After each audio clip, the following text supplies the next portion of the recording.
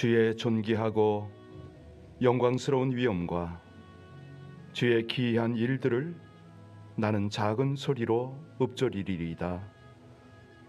사람들은 주의 두려운 일의 권능을 말할 것이요 나도 주의 위대하심을 선포하리이다. 은혜로우시며 긍휼이 많으신 하나님, 노하시기를 더디하시고 그 크신 인자하심으로 이 백성들을 온 만물들을 선대하시니 감사를 드립니다. 그 지으신 모든 것에 긍휼을 베푸시고 구원을 이루시는 우리 아버지 하나님, 이로 말미암아 모든 백성들이, 모든 만물들이 주께 감사하며 주를 송축하고 주께 영광을 돌리기를 원하나이다. 우리의 찬송, 우리의 기도를 받으시고 아버지 하나님의 크고 놀라운 뜻들을 나타내 주옵소서. 예수님 이름으로 기도하옵나이다. 아멘. 어제 오늘 우리 염장로님 못 나오고 계신데 사실은 우리 염정숙 권사님이 오미크론에 감염이 되셨습니다. 투병 중인데 아주 심한 편은 아니고 그 특징상 그렇습니다. 그 무난하게 넘어가는 그런 경우가 참 많거든요. 독감 증상 뭐 제가 경험해봐서 아는데 그런 정도입니다. 그럼에도 불구하고 우리 기저질 환자나 연로하신 분들은 아주 각별히 유의를 좀 하셨으면 참 좋겠습니다. 그리고 감염이 되신 분들은 정말 격리도 잘 하시지만은 아주 잘 잡수시고 그리고 좋은 공기 마셔서 빨리 회복이 됐으면 참 좋겠습니다. 길면 3주입니다. 짧으면은 뭐 저처럼 한 주도 안 걸리기도 합니다. 그래서 이 모든 과정을 우리 하나님께서 은혜로 붙들어 주셔서 사실 크게 두려워할 건 아니죠. 물론 열심히 우리가 방역하고 조심은 해야 됩니다만은 이것이 그렇게 그 사망률이나 치사율 높지 않아서 설령 걸린다 하더라도 우리가 두려워할 필요는 없습니다. 그런 차원에서 우리 함께 기도할 텐데요. 우리 기존에 투병 중인 분들은 속히 나음을 얻게 하옵소서. 우리 주변은 격리도 잘하고 대처도 잘하지만 우리 모두가 한결같이 하나님을 향한 이 열심, 복음을 향한 열정, 이거는 놓치지 않도록 우리 하나님을 경외하고 예배하는 여기에는 온전히 포커스할 수 있도록 우리 합심으로 간절히 주님 앞에 기도 올리겠습니다. 하나님 감사합니다. 주의 은혜로 주의 교회가 이 어려운 중에도 날마다 하나님의 보호와 인도를 받게 하심을 감사를 드리고 또 우리 염정숙 권사님과 및 투병 중인 모든 이들이 한결같이 하나님 의지하여 빠른 쾌유가 일어나게 하심을 감사를 드립니다. 하나님 확산되지 않도록 우리 교회뿐만 아니라 온 사회적으로 미국적으로 우리 조국에도 여러 곳에도 우리 하나님께서 은혜를 더하시기를 간절히 원합니다. 하나님 참으로 우리가 이 코로나와 더불어 살아갈 때에 우리 모두가 지혜롭길 원합니다. 방역도 잘하고 또 우리 모두 한결같이 두려워하지 아니하며 담대함으로 이겨나가기를 간절히 원합니다. 우리 하나님을 예배하는 첫 자리에 우리 모두가 함께할 수 있도록 하나님 두려워하지 않게 하옵소서. 담대하여 이기고 뿐만 아니라 모든 이에게 용기를 나누고 복음을 나누어서 우리 아버지 하나님의 나라가 이 어려운 지경에 더욱 확장되어지도록 하나님 역사하여 주시기를 원합니다. 예배에 힘쓰게 하여 주옵소서. 복음 전함에 힘쓰게 하여 주옵소서. 그리하여 아버지 하나님 가장 중요하고도 가장 소중한 우리 아버지 하나님의 복음, 하나님의 나라, 하나님의 영광, 아버지 하나님의 역사들을 주의 백성들이 온전히 누리고 나눌 수 있도록 그렇게 은혜 주시기를 간절히 원합니다. 언제 어디서나 함께 하시는 우리 주님을 의지하고 반드시 승리하고 영광을 올리게 하여 주옵소서. 신실하시고 감사하신 우리 주 예수님 이름으로 기도하나이다. 아멘. 우리 누가복음 9장 18절로 36절의 말씀을 같이 합독으로 봉독합니다. 9장 18절부터 36절까지 같이 합독으로 봉독하겠습니다. 예수께서 따로 기도하실 때에 제자들이 주와 함께 있더니 물어 이르시되 무리가 나를 누구라고 하느냐? 대답하여 이르되 세례 요한이라 하고 더러는 엘리야라, 더러는 옛 선지자 중에 한 사람이 살아났다 하나이다. 예수께서 이르시되 너희는 나를 누구라 하느냐? 베드로가 대답하여 이르되 하나님의 그리스도인이라 하니 경고하사 이 말을 아무에게도 이르지 말라 명하시고 이르시되 인자가 많은 고난을 받고 장로들과 대제사장들과 서기관들에게 버림받으어 죽임을 당하고 제3일에 살아나야 하리라 하시고, 또 무리에게 이르시되 아무든지 나를 따라오려거든 자기를 부인하고 날마다 제 십자가를 지고 나를 따를 것이니라. 누구든지 제 목숨을 구원하고자 하면 잃을 것이요 누구든지 나를 위하여 제 목숨을 잃으면 구원하리라. 사람이 만일 온 천하를 얻고도 자기를 잃든지 빼앗기든지 하면 무엇이 유익하리요? 누구든지 나와 내 말을 부끄러워하면 인자도 자기와 아버지와 거룩한 천사들의 영광으로 올 때에 그 사람을 부끄러워하리라. 참으로 너희에게 이르노니 여기 서 있는 사람 중에 죽기 전에 하나님의 나라를 볼 자들도 있느니라. 이 말씀을 하신 후 8일쯤 되어 예수께서 베드로와 요한과 야고보를 데리고 기도하시러 산에 올라가사 기도하실 때에 용모가 변화되고 그것이 휘어져 광채가 나더라. 문득 두 사람이 예수와 함께 말하니 이는 모세와 엘리야라. 영광 중에 나타나서 장차 예수께서 예루살렘에서 별세하실 것을 말할세 베드로와 및 함께 있는 자들이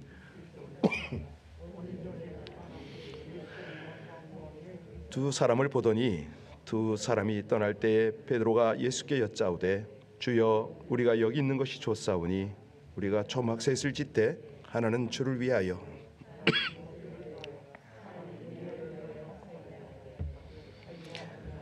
자기야 알지 못하더라. 이 말할 즈음에 구름이 와서 그들을 덮는지라. 구름 속에 들어갈 때에 그들이 무서워하더니 구름 속에서 죄송합니다. 소리가 그침에 오직 예수만 보이더라. 제자들이 잠잠하여 그 본 것을 무엇이든지 그때에는 아무에게도 이르지 아니하니라. 아멘.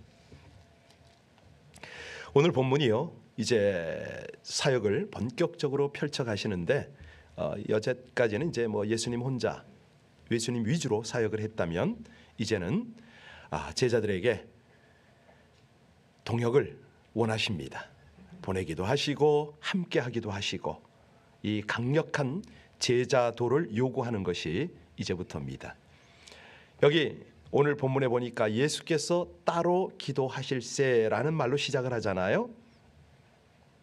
이 말씀은 우리 예수님의 평소 습관이죠. 우리 예수님은 중요한 일이 있을 때마다 기도부터 시작을 하십니다. 자, 이런 상황에서 우리 예수님이 어떤 기도를 했을까요? 제자들을 이제 동역자로 세우는, 그들을 파송도 하셨고 또 그들의 사역 보고도 듣고 이런 상황에서 우리 예수님이 하나님 앞에 어떤 기도를 했을까? 제일 중요한 거는 지금 이제 당신과 함께 3년여를 함께 다녔지 않습니까? 예수님의 사역을 시범도 보여주고 가르쳐주기도 하고 또 평가해라 그럴까요? 그런 것도 다 이뤘어요. 그러니 지금쯤의 기도는 하나님 아버지, 나와 동역하는 이들이 정체성을 분명히 갖게 하소서. 아마 이런 기도가 되지 않았겠는가?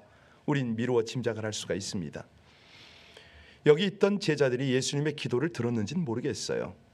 여튼간에 우리 예수님께서 질문을 합니다. 무리가 나를 누구라 하더냐? 그 다음에 너희는 나를 누구라 하느냐? 이 질문을 합니다. 베드로가 대변인격으로 대답을 하는데요. 우리 18절부터 20절까지를 같이 읽겠습니다. 예수께서 따로 기도하실 때에 제자들이 주와 함께 있더니 물어 이르시되 무리가 나를 누구라 하느냐? 대답하여 이르되 세례 요한이라 하고 더러는 엘리야라. 더러는 선지자 중에 한 사람이라 살아났다 하나이다. 예수께서 이르시되 너희는 나를 누구라 하느냐? 베드로가 대답하여 이르되 하나님의 그리스도시니이다. 네, 그리스도 무슨 뜻이죠? 예, 하나님의 그리스도니이다 이 말을 했는데 기름 부음을 받은 자니이다, 구세주입니다, 뭐 이런 뜻 아닙니까? 여러 사람들이 예수님을 구세주라고 그렇게 고백을 했지요. 여기 침례 요한에 대해서도 그런 생각을 하는 사람들이 참 많았었잖아요. 그런데 베드로는 분명히 밝힙니다. 예수님만이, 요한은 아니고 예수님만이 하나님이 보내신 유일한 참된 구세주입니다 라고 대답을 한 겁니다. 그랬더니 예수님께서 이 말을 아무에게도 하지 말라고 하시네요. 왜 이런 말을 하셨을까요?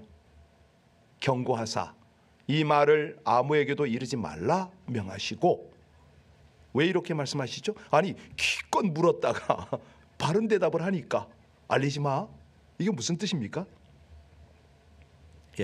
그때 사람들이 바라는 것은 정치적, 경제적 이 메시아를 원했잖아요. 로마 사람들의 압제로부터 자기를 구원해 줄 그 사람을 원했던 거죠. 아니, 이렇게 빈충한 상황에서 배부르게 먹여줄 사람이 필요했던 거예요. 그러니까 메시아가 오면 이런 문제들을 다 해결해 줄 걸로 그런 생각을 했던 거죠. 더군다나 바로 앞부분에 오병이어의 기적을 나타내셨잖아요. 충분하다, 이런 생각을 했죠. 그래서 오해가 이 메시아에 대한 어떤 정체성이나 이런 것들을 흐리게 할까 봐 예수님은 자기가 메시아인 것을 비밀에 붙이게 했습니다. 여러분 가만히 보세요. 이단들의 특징, 특히 자기가 메시아다 이런 사람들이 많잖아요. 뭐 문선명이 뭐 할 것 없이 다들 그렇죠. 이만희도 그렇습니다만은, 이런 이들이 힘쓰는 거는 자기를 알리는 거예요. 예수님하고 대조적이죠. 자, 예수님은 자신이 메시아라는 것을 감추기 위해서 힘썼는데 어떻게 당신들의 교주는 그렇게 알리기를 힘씁니까? 이단을 보면 우리가 이런 한마디쯤은 해야 되겠죠? 예수님은요, 이제 본격적으로 당신이 당할 순환을 예고하십니다. 22절 아닙니까? 22절 같이 봉독합니다. 이르시되 인자가 많은 고난을 받고 장로들과 대제사장들과 서기관들에게 버림받아 죽임을 당하고 제3일에 살아나야 하리라 하시고. 여러분, 이게 상당히 좀 모순적인 그런 말씀 아닙니까? 메시아는 환영받아야죠. 박수 받아야죠. 영광 받아야 마땅합니다. 그런데 고난받고 죽임을 당한다. 우리야 뭐 복음을 듣고 예수를 믿으니까 다 알잖아요. 근데 그 당시에 있던 제자들의 입장으로는 말이 안 되잖아요. 여러분, 여기에 있는 깊은 주님의 뜻은 뭡니까? 진리는 어려움을 당한다. 진실하게 살려는 사람은 어려움을 겪게 돼 있다. 뭐 이런 뜻 아닌가요? 여기 예수님이요, 많은 고난을 받는다고 했습니다. 버림바 된다고 했습니다. 그것도 부족해서 죽임을 당한다라고 말씀을 합니다. 그런데 거기서 끝이 아니라 제3일에 살아나야 하리라, 부활을 예고했지 않습니까? 그러니까 이 진리의 과정, 진실하게 사는 삶의 과정은 뭐다? 고난입니다. 그런데 최종적인 결과는 뭐다? 승리입니다. 그래서 제3일에 살아나야 하리라. 그래서 우리 기독교에서는요, 이 3일이 승리의 날입니다. 완성의 날, 뭐 이런 뜻을 가지는데, 자 23절 같이 봅니다. 또 무리에게 이르시되 아무든지 나를 따라오려거든 자기를 부인하고 날마다 제 십자가를 지고 나를 따를 것이니라. 누가복음에서 십자가라는 말이 처음 등장하는 바로 이 대목입니다. 그런데 여기서 십자가를 질 때에 어떻게 지라고요? 날마다 지랍니다. 날마다. 오늘이 십자가를 지고 따르는 날이 되어라, 뭐 이런 뜻이 되겠죠. 그래서 이제 쭉 가다가 보면 27절에는 좀 해석하기 쉽지 않은 그런 구절이 나오는데 27절로 한번 가볼까요? 거기 뭐라고 그럽니까? 27절 말씀에 내가 참으로 너에게 이르노니 여기 서 있는 사람 중에 죽기 전에 하나님의 나라를 볼 자도 있느니라. 자, 이 말씀의 뜻이 뭘까요? 아마도 우리 큐티 집을 만든 이 저자는 변화산 사건과 연결하느라고 오늘 그까지 묵상하라 이렇게 해놓은 것 같은데, 물론 변화산 사건이라고 말하는 분도 있어요. 또 어떤 사람은 예수의 부활을 말하는 것이다. 아니 성령 강림이지, 뭐 여러 주장이 있어요. 그런데 여기서 가장 핵심을 놓치면 안 되는 게 뭐냐면 우리에게 가장 중요한 거는 너는 나를 누구라 하느냐? 이 질문이거든요. 이 질문에 바른 대답을 하면서 십자가를 지고 주님을 따르는 삶, 이것이 중요한 거죠. 자, 28절을 봅니다. 28절을 보면 뭐라고 그랬습니까? 이 말씀을 하신 후 8일쯤 되어 예수께서 베드로와 요한과 야고보를 데리고 기도하시러 산에 올라가셨다. 베드로, 요한, 야고보입니다. 세 사람을 데리고 12제자 중에 특히 세 사람을 데리고 기도하러 산에 오르십니다. 제자들이 어떤 마음으로 따라갔을까요? 예, 별 생각 없이 따랐겠죠. 그런데 알고 보니 그날은 특별한 날입니다. 바로 변화산 사건이 있는 날입니다. 변화산에 올랐더니 기도하실 때 29절에 어떤 일이 벌어져요? 용모가 변화되고 옷이 휘어져서 광채가 나고, 예, 게다가 문득 보니까 30절에 누가 나타났습니까? 모세와 엘리야가 나타났습니다. 예수님과 대화를 나눴습니다. 아니, 그때 제자들이 뭐 하고 있었죠? 31절 한번 가보세요. 31절에 가면 자, 제자들이요 32절에 보니까 뭐 하고 있었습니까? 예, 졸고 있었어요. 졸고 있었어요. 예, 이게 기가 막힌 그런 연출입니다. 아니, 깊이 그냥 조는 게 아니라 깊이 졸다가 완전히 그냥 잠이 깬 거죠. 이거 요즘 말로 깬다. 이때 깬 겁니다. 이 광경을 보고 어땠어요? 정신을 못 차리죠. 왜? 너무 황홀한 체험이니까. 그러니까 졸다가 깨서 정신 못 차리고 너무 영광 속에 있어서 또 정신 못 차리고 뭐 이런 겁니다.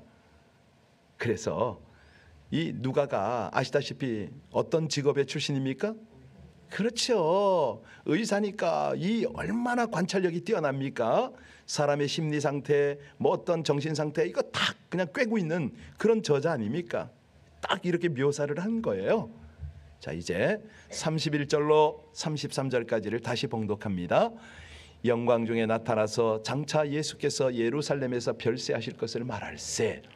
베드로와 및 함께 있는 자들이 깊이 졸다가 온전히 깨어나 예수의 영광과 및 함께 선 두 사람을 보더니 두 사람이 떠날 때에 베드로가 예수께 여짜오되 주여 우리가 여기 있는 것이 좋사오니 우리가 초막셋을 짓되 하나는 주를 위하여 하나는 모세를 위하여 하나는 엘리야를 위하여 하사이다. 대 자기가 하는 말을 자기도 예, 자기가 하는 말을 자기도 모르더라.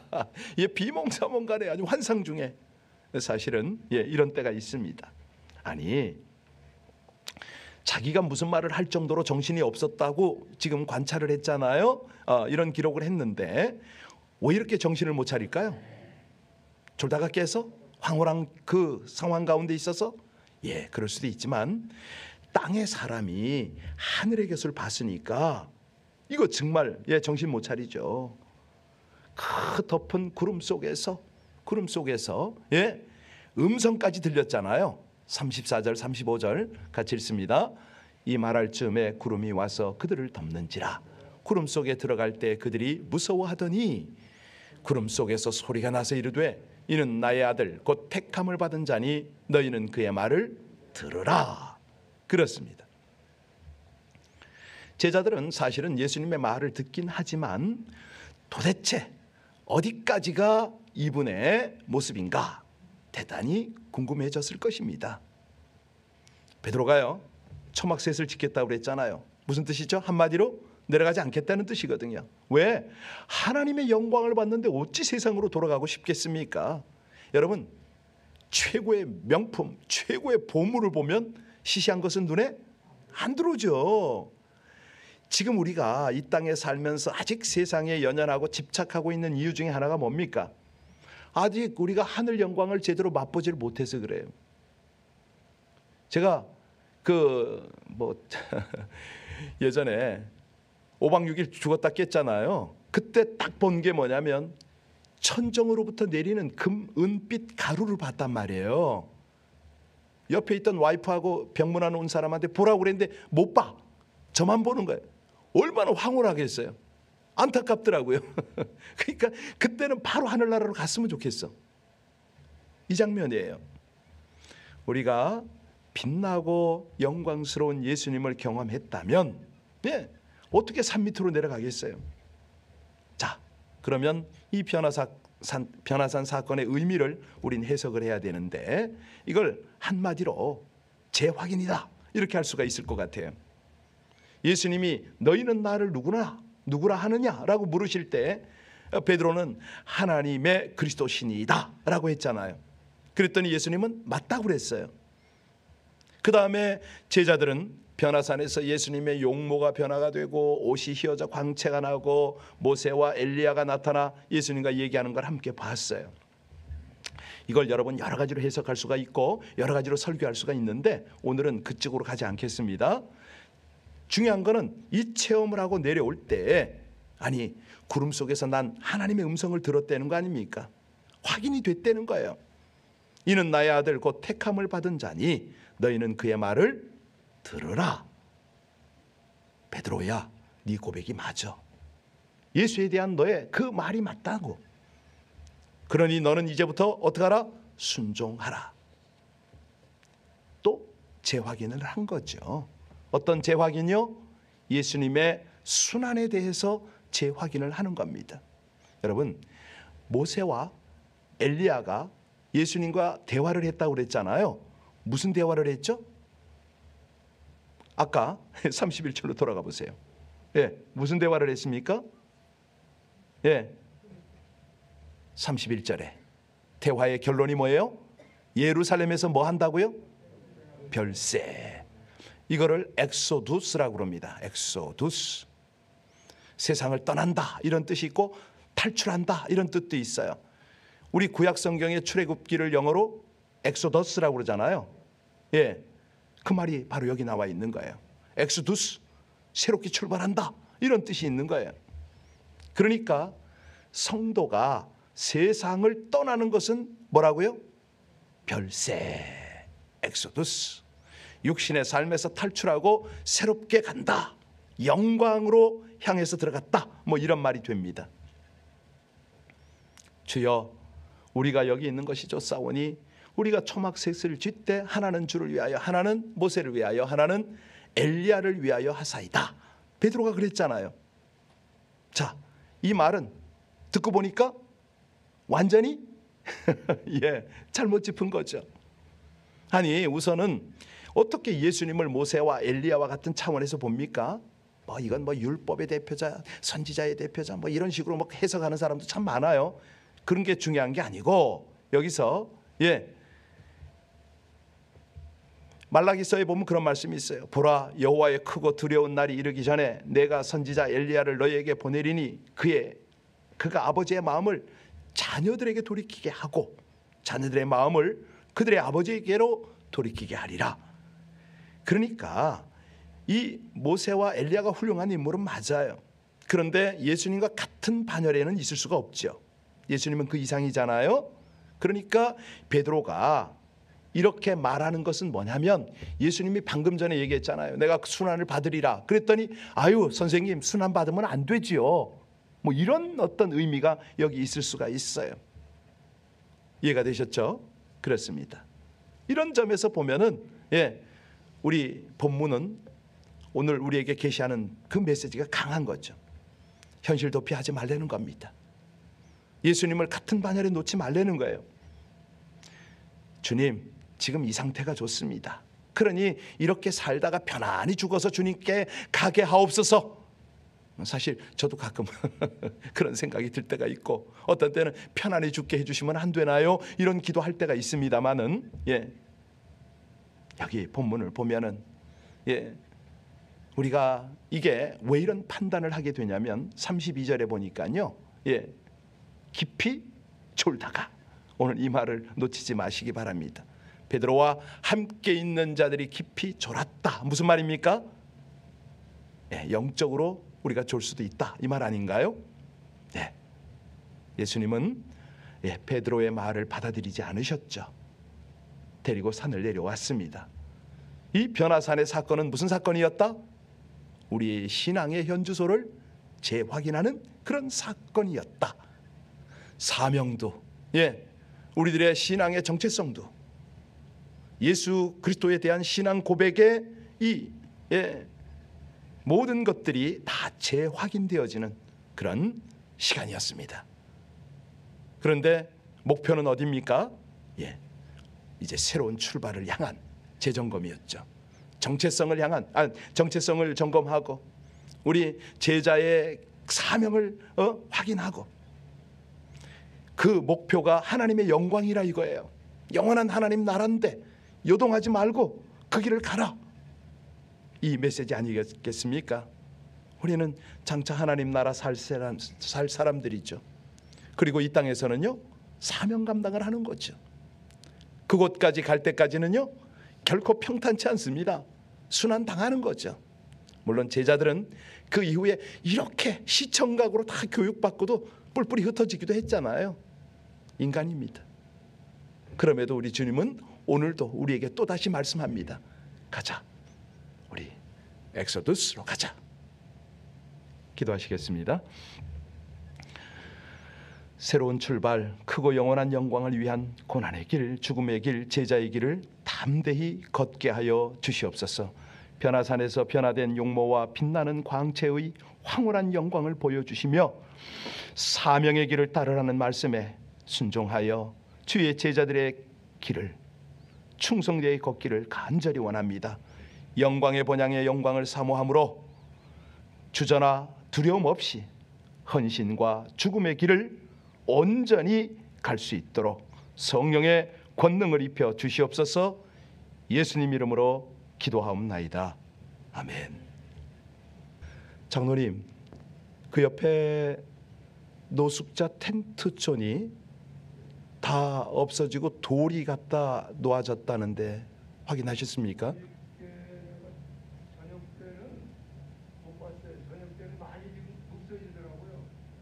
아침에 밤에 그랬는지 모르겠어요. 네, 샤토하고 사가에 우리가 섬기고 있는 노숙자촌이 물 청소를 하고 나서 그 밤에 누군가가 대형 돌덩어리를 26개를 갖다 놨답니다. 노숙인들이 못 들어오도록. 정부 시의회 의원은 모르고 있더라고요. 그러니까 누구 개인이 한 것 같아 지금. 여하튼 간에 이런 우리 주변의 상황들이 있으니까 제가 잠시 후에 가서 확인할 겁니다만은 지금 상황이 어떤가.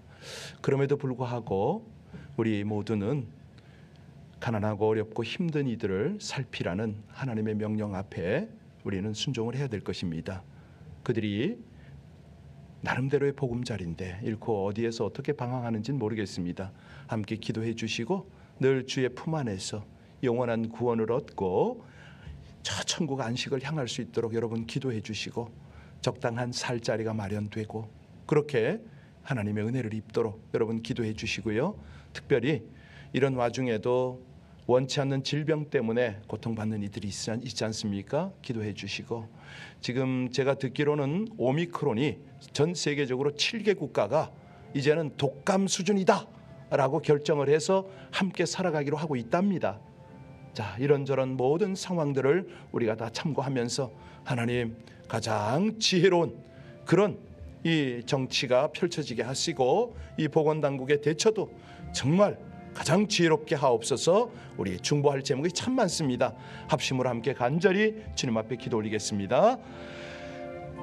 아버지 하나님, 하나님의 은혜와 하나님의 인도를 감사를 드립니다. 우리가 알지 못하는 많은 일들이 우리 주변에서 일어나고 있습니다. 하나님, 그러나 이 모든 사건, 사고 또 진행되어지는 일들 중에 우리 하나님이 주가 되셔서 모든 일을 협력하여 선을 이루마 우리 주님께서 이루고 계심을 믿습니다.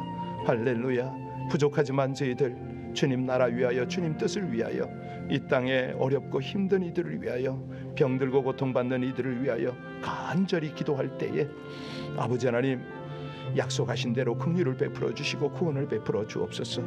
아버지 하나님의 귀한 은혜, 하나님의 인도가 사랑하는 주의 백성들과 함께 하심을 감사를 드립니다. 아버지 하나님, 새벽을 깨우며 각 가정에서 힘써 주님 앞에 기도하는 이들의 기도가 흩어지지 않도록 아버지 하나님 온전히 집중이 되어지고 간절한 기도로 하나님의 귀한 응답을 받도록 나라 민족 위하여 이 시대의 모든 우리 정치 위정자들, 보건 당국자들 위해서 기도하는 이 아침이 되어지게 하여 주옵소서. 뿐만 아니라 어렵고 힘든 노숙인들, 정말 병 가운데 있는 우리 지친 우리 환우들을 위해서, 그리고 경제적으로 환경적으로 어려움을 돌파하고 있는 우리 성도들을 위해서 중보하는 복된 시간 되어지게 하여 주옵소서. 하나님의 놀라운 위로와 하나님의 치유와 회복과 하나님께서 승리케 하시는 그 은혜가 이 백성들 가운데 함께 하심을 믿습니다. 감사합니다. 하나님, 우리가 읊조리며 간절히 기도할 때에 성령으로 우리의 기도가 더욱 깊어지게 하시고 주의 은혜로 우리 모두를 인도하여 주시기를 간절히 원합니다.